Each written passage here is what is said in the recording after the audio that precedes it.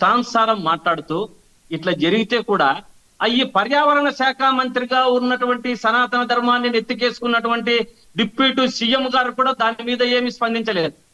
ఆయనకు స్పందన ఎప్పుడూ రాదు. ఆయన ఎప్పుడు స్పందించాలనుకుంటే అప్పుడు స్పందిస్తాడు, కానీ సమస్యల మీద స్పందించడం అనేది చాలా అరుదు. అతను ఇంతకు ముందు మీరు చెప్పారు ఏదో చేయకపోతే రాజీనామా చేస్తాడు పవన్ కళ్యాణ్ అని. నేను ఛాలెంజ్ చేస్తాను, పవన్ కళ్యాణ్ గారు బాగా చార్టెడ్ ఫ్లైట్లకి, బాగా ఫ్రీగా హెలికాప్టర్లకి, మూడు హెలికాప్టర్లు వేసుకుని ముగ్గురు అలవాటు పట్టాడు. అతను ఛాలెంజ్ చేస్తే నేను ఛాలెంజ్ చేస్తున్నా, అతను రాజీనామా చేస్తే పవన్ కళ్యాణ్ గారి కాళ్ళ కింద దూరుతానండి నేను. ఇది రాసి పెట్టుకోండి మీరు. పవన్ కళ్యాణ్ గారే ఇవన్నీ పట్టించుకోకుండా తిరుగుతున్నారు. అతను పట్టించుకొని మాట్లాడినా, అతను పట్టించుకున్నా, అతను రాజీనామా చేసినా అతని కాళ్ళ కింద దూరుతా నేను. బాగా సుఖానికి అలవాటు పట్టారండి. ఒక సామెత ఉంది, పదము మరిచిన దాసప్ప సుఖం మరిగిన దాసప్ప పదం పరిచాడండి. అట్లా పవన్ కళ్యాణ్ గారి గురించి మాటలు పెద్దగా ఎవ్వరూ కూడా, రాష్ట్రంలో ప్రజలు ఎవ్వరూ కూడా దాన్ని, అతని యొక్క మాటలను పరిగణలోకి తీసుకోవడం లేదు అన్నది వాస్తవం.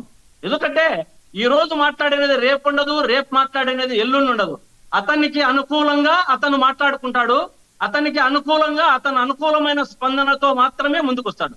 కాబట్టి పవన్ కళ్యాణ్ గారిని ఎవరు పెద్దగా రాష్ట్రంలో ఒక రాజకీయ పార్టీ అని గాని, ఏదో కూటమితో వచ్చారు కానీ ఒక రాజకీయ పార్టీ అని గాని, వారు ఏదో ఒకటి స్పందిస్తారు, ప్రజలకు న్యాయం చేస్తారు, ప్రజలకు ముందుకు తీసుకెళ్తారనే విషయంలో కూడా రాష్ట్రంలో ప్రజలు ఎవరు అతని గురించి చెప్పిన విధంగా ఆశించడం లేదు, ఆశించరు కూడా.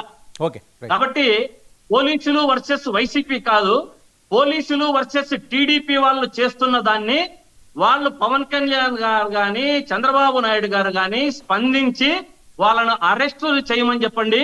వాళ్ళు మాట్లాడిన బూతులను, కొట్టిన విధానాలని వాళ్ళని చేయమనండి. అప్పుడుంది. మా వైసీపీ వాళ్ళు మామూలుగా జనరల్ గా స్పందిస్తున్నారు. ఏదన్నా న్యాయం జరగమంటే ఫలాని న్యాయం చెయ్యాలని తీసుకెళ్తున్నారు తప్ప వాళ్ళు వేరే విధంగా తీసుకెళ్లడం లేదు. దీన్ని వీళ్ళు మసిబుసి మారేడుకాయ చేస్తున్నారు. ఇది తప్పు.